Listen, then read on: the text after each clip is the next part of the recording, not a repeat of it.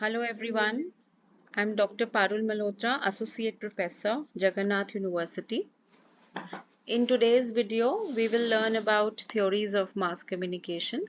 In my previous videos, I have also discussed certain theories of mass communication. So in this video, we'll be discussing the rest theories which are mentioned in your syllabus.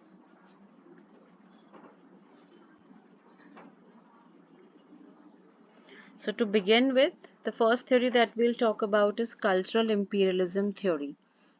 Cultural imperialism theory, also known as media imperialism theory, is a critical communication theory that examines the impact of media and communication system from dominant cultures on the cultures of less powerful societies. It suggests that media content, primarily from Western countries, is exported and disseminated globally, leading to the dominance of Western cultural values, norms, and ideologies over the local cultures. The theory emerged in 1960 and 1970s as a response to concerns about the increasing global influence of Western media conglomerates and their potential effects on local culture. Scholars like Herbert Schiller and others argued that global flow of media products, particularly television and film, perpetuated Western cultural hegemony and eroded the cultural identities and values of non-Western societies. To begin with, if I start with an example or if I quote an example, you can easily see that when Britishers came to India, that was a classic example of the cultural imperialism. They eroded the Indian culture, and now we are entirely influenced by the Western world, and especially the Britishers, the language that we follow, the traditions that we follow during the convocation ceremony of wearing the British gowns, or the language, the English that we follow is entirely the UK language system, the court system, the parliament system. We have got everything from Britishers. But why we have got this from Britishers? Because they ruled our country for 200 years, and we witnessed that there was a drastic change in adaptation of the UK or the British culture, and that Indians adopted that. So this is a classic example of cultural imperialism theory. According to cultural imperialism theory, the concentration and control of media production and distribution by a few powerful Western corporations enable them to shape and control the global media landscape. These media conglomerates export their cultural products, which often promote consumerism, individualism, and Western ideologies to the other countries. As a result, local cultural industries and expressions may be marginalized or overshadowed, leading to the dominance of Western cultural perspective. As I just mentioned, that Britishers eroded the Indian culture when they came into India, when they ruled India, we Indians were much influenced by them. And if we talk about the current scenario also, then the foreign culture, the Western culture, it has overshadowed our Indian culture, be it in the terms of food or the individual habits or the dressing sense and the industry. And this is very evidently seen in many of the ancient countries which are dominated by the West, and they readily adopt their all perspectives. So you can see that this theory is actually being seen in practice since long. Some key concepts and arguments within cultural imperialism theory include media concentration. The theory highlights the domination of media ownership by a few transnational corporations, primarily based in Western countries. This concentration of media power enables the dissemination of Western cultural products on a global scale.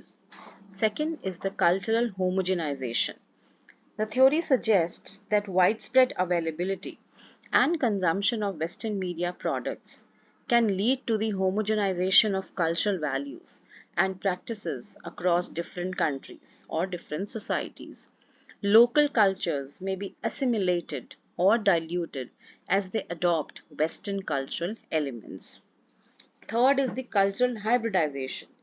Critics of cultural imperialism theory argue that the theory oversimplifies the relationship between global and local cultures. They suggest that rather than complete domination, there is a process of cultural hybridization where local cultures appropriate and reinterpret global media content in unique ways, creating new cultural forms. And the fourth concept is media resistance. Cultural imperialism theory acknowledges the potential for resistance and counter hegemonic efforts by the local cultures. Activists and scholars argue for the promotion of media diversity and the development of local media industries as a means to resist cultural imperialism. It is important to note here that cultural imperialism theory has been subject to a lot of criticism and debate within the communication studies. Some argue that it overlooks the agency and creativity of local cultures in interpreting and appropriating media content. Others contend that the theory can be Eurocentric and fail to account for the complexities of cultural interactions and power dynamics in a globalized world. Overall, cultural imperialism theory provides a framework to analyze the potential effects of global media flows on local culture and raises the important questions about power, media ownership, and cultural diversity in the context of globalization. Let us move to the next theory, that is the spiral of silence theory.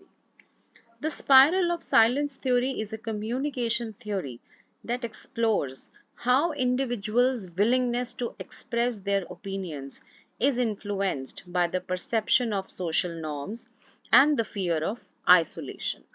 According to this theory, people are motivated to assess the prevailing public opinion on a particular issue, and they adjust their own opinions and behaviors accordingly to avoid the social isolation. Let us understand this through a diagram. That is a spiral of silences, that at the top you can see the large spiral, and the beneath there is a small spiral. That is, spiral becomes narrower. So it is like that, and the above the spiral there is an elect public opinion, that is whatever the public opinion is.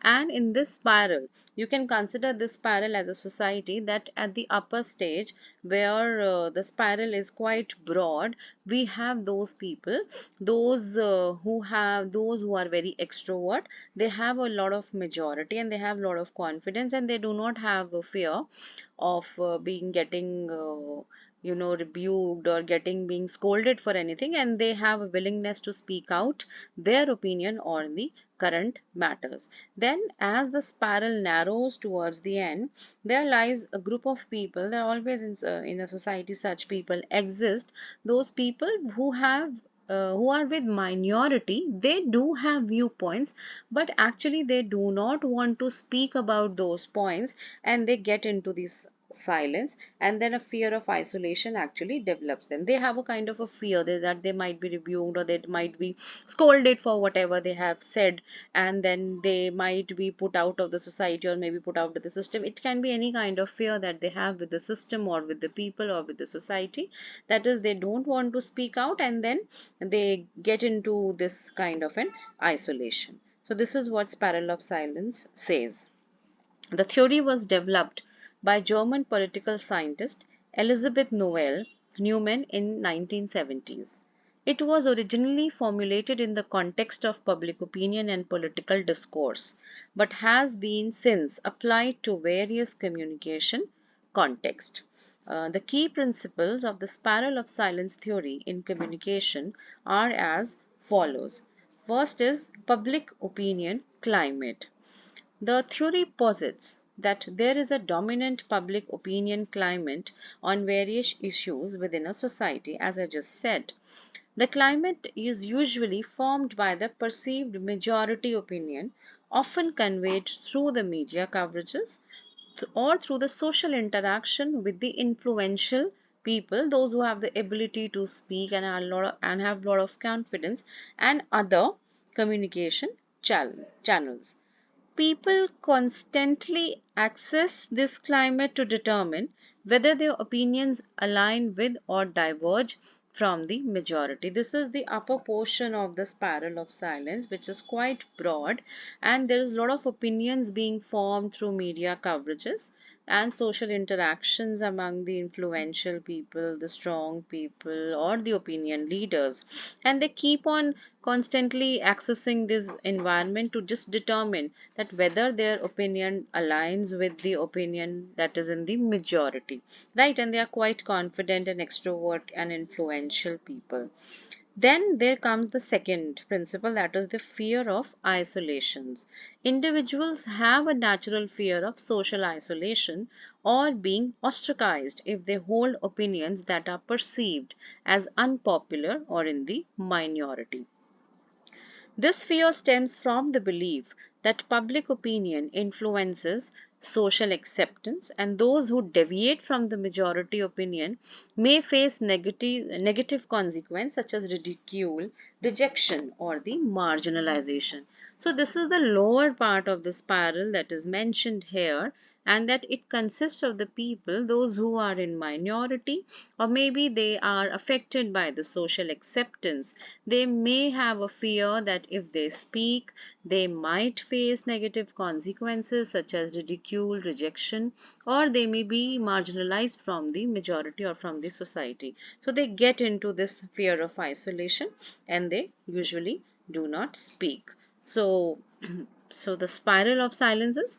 Third principle, the theory suggests that the fear of isolation leads individuals to refrain from expressing their opinions if they believe their views are in the minority.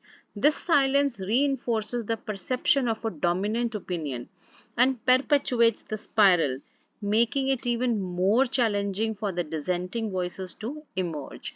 On the other hand, those who perceive their opinions aligning with the majority opinion are more likely to speak out confidently. Here we can see that in a society we have a group of rich people, influential people, and then the poor people. And the poor people always have a fear that they are maybe in the minority, their words will not be heard by anyone, and if they speak anything, they might be further marginalized or ridiculed.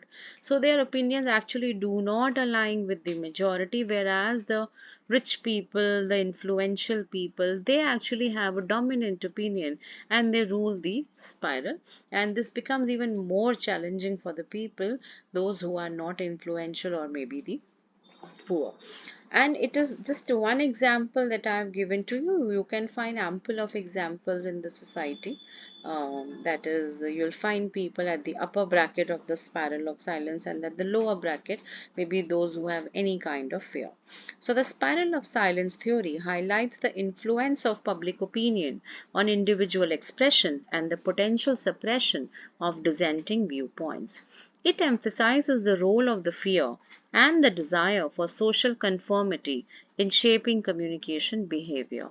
However, it's important to note that the theory has received criticism for oversimplifying the complexities of opinion formation and the influence of various factors on the individual expression. But still, nonetheless, the spiral of silence theory remains relevant for understanding the dynamics of public opinions, the silencing effect on minority viewpoints, and the importance of creating inclusive and diverse communication environments.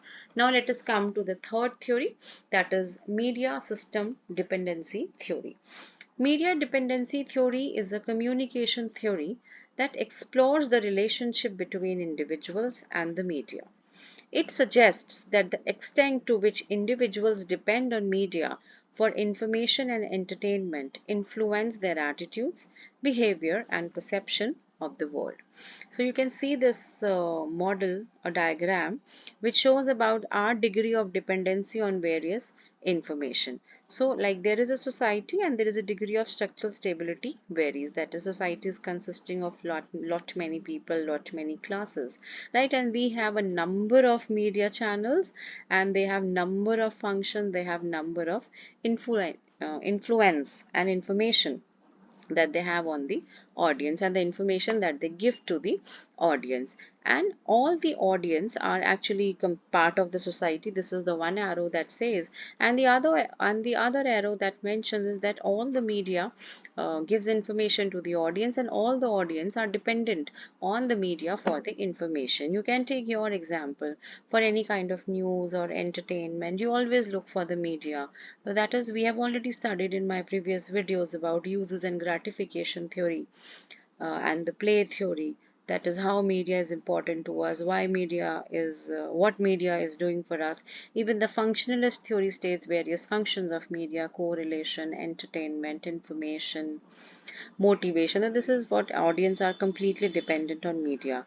But the degree of dependency depends upon their cognitive effects, affective effects, and the behavioral effect. That is, first of all, it affects our information level, that is the intellectual level, then it affects our emotional level, that is and third is the behavior level. Let us understand it one by one. Media dependency theory suggests that as media play a more prominent role in people's life, individuals become increasingly dependent on media as a source of information and entertainment. This dependency arises from the assumption that media provide knowledge, guidance, and diversion, shaping individuals' understanding of reality. This is the cognitive effect. Dependency theory conceives of dependency as a relationship in which the fulfillment of one party's need and goal is reliant on the resources of the another party. That is, that we are dependent on media for our informational need, and in media is providing us all those resources, right? And when we talk about that, there are certain emotional changes, that is the cultivation theory depicted, and so it is affecting us emotionally also. And then when we talk about the behavioral change, that is sometimes we try to imitate our favorite TV actors or film stars, or sometimes we try to pretend to be like them or wear the fashion that they are carrying. So then it becomes the behavioral effect, and media affects us in all the manners, and we are being continuously affected by it. This shows our dependency on media. So the main focus of the theory is the relationship between media and audiences. In industrialized and information based societies, individuals tend to develop a tendency on the media to satisfy a variety of their needs, which can range from a need for information on a political candidate's policy position to help him to make a voting decision. That is again a behavioral effect, you see. That is what kind of which political party to vote for and which political leader to vote for, or to a need for relaxation and entertainment. So this is, they are just giving you the media needs, reasons for using a media. That is political candidates, policy position you want to discuss, which party to vote, which movie to go for or not, whether you want to need media for relaxation, entertainment, or any kind of news or finding oneself. So it can be n number of reasons that you are dependent on media, and media is fulfilling all your these needs, that is the cognitive needs, affective needs, and the behavioral need. In general, the extent of the media's influence is related to the degree of dependence of individuals and the social systems on the media, and we are much dependent on media for all kinds of information or for all kinds of needs. Two of the basic propositions put forward by Ball, Rockich, and DeFleur are: the greater the number of social functions performed for an audience by a medium, example informing the electoral, providing entertainment, the greater the audience dependency on that medium. That is, the greater are the, the functions that are performed by a medium, the greater our dependency becomes on the media. That is, more and more I am dependent on Instagram for all kind of information, the my dependency becomes greater. That is, I am fulfilling all my needs through Instagram, Facebook, and WhatsApp, then my dependency on that particular medium is higher. I'm not much dependent on television news for information, then my dependency, that is not satisfying my needs, because I'm using it from the social media, so I'm more dependent on the social media.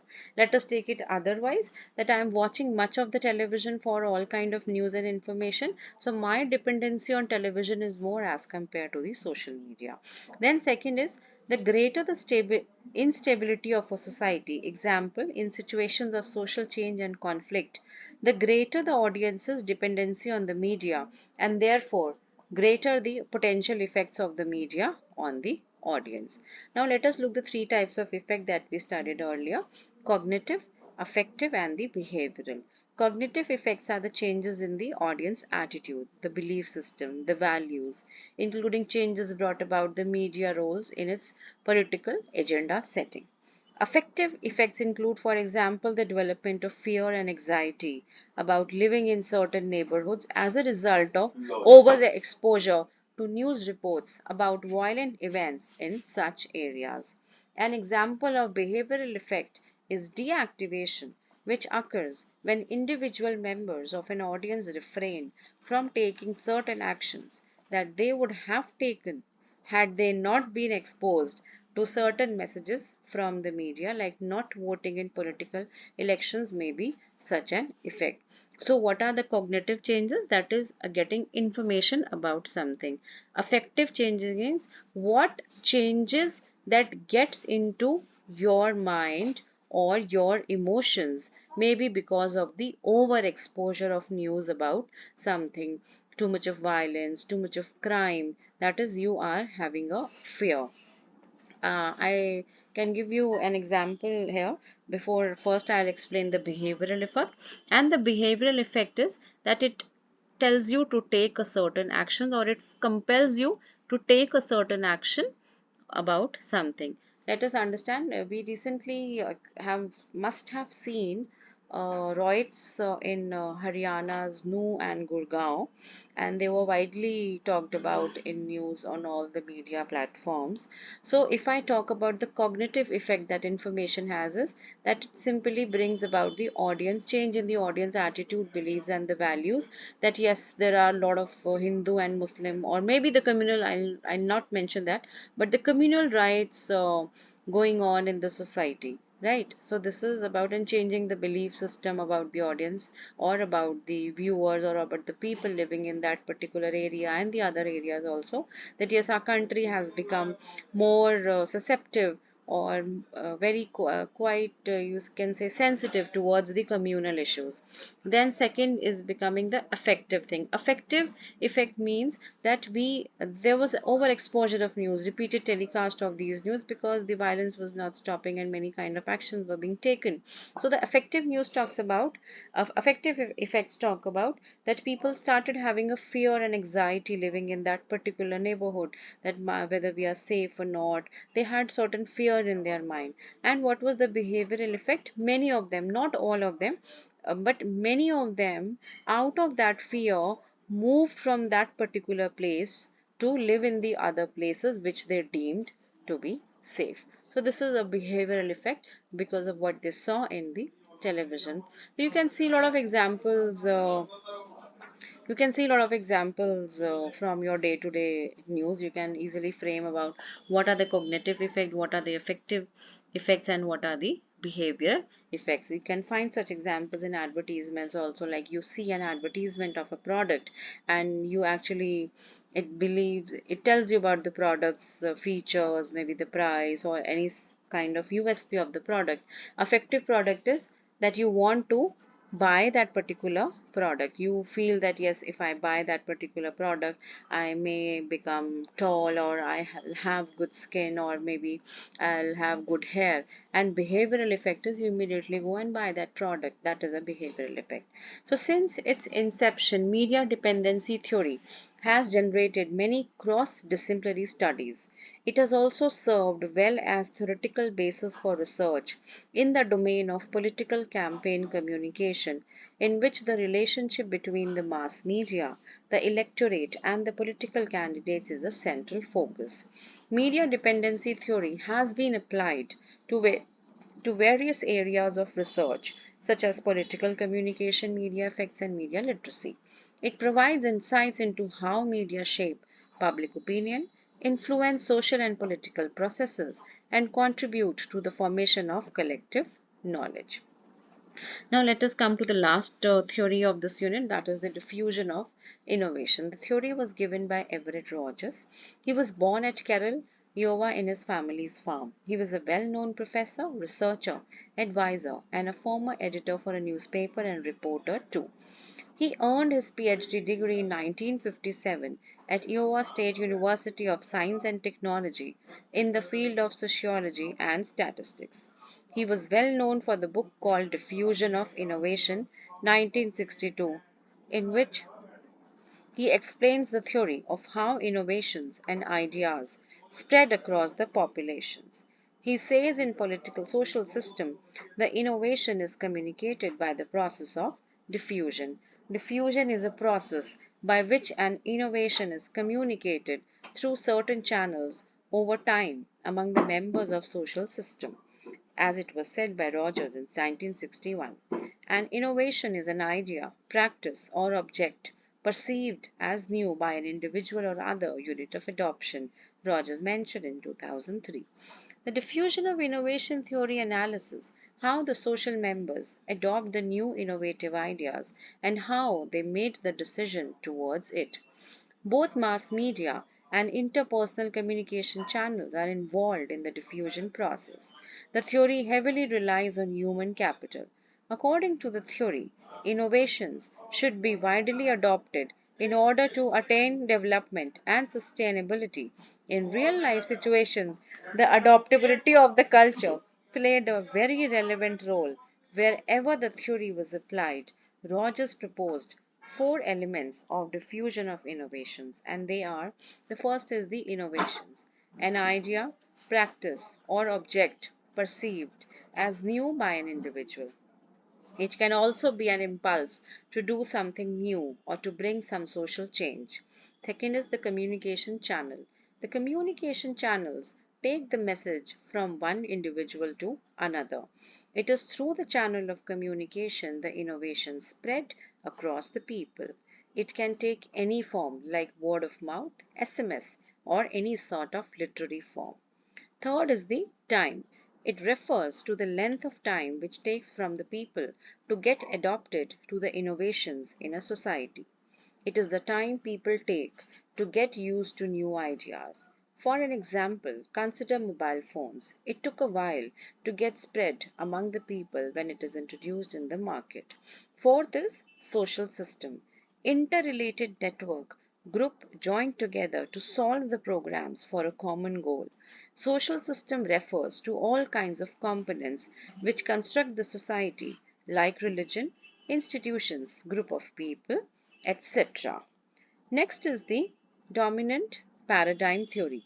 This paradigm is rooted in the concept of development as modernization. From economic and technological perspective, the post-World War II period and decades of 1950s and 1960s especially was a time when development was viewed as a synonym to economic growth measured in aggregate terms. The central idea of this paradigm was to solve development-related problems through the modernization. The Western model for development predominated in 1950s and 1960s. Rogers gave this model the name dominant paradigm of development as it exercised a dominant influence in the field of development. Underdeveloped countries were asked to follow the footsteps of developed countries. The model puts major emphasis on modernization and believes that increased productivity, industrialization, and economic growth could achieve it.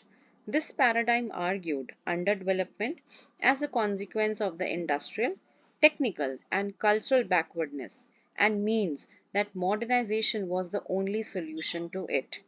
Under dominant paradigm, the level of national development was defined as a gross national product. Further, industrial revolution, capital intensive technology, economic growth, and education were meant as a way to define and measure development outcomes. This ideological perspective underlying this concept was bound to a belief in the benefits of industrialization in a capitalist economic system. The technological products of the industrial system were assumed to carry solutions to the political and economic problems experienced in underdeveloped regions or countries. I hope I have well explained these theories and As of now, we have covered all the theories that are mentioned in your syllabus. Thank you for watching this video.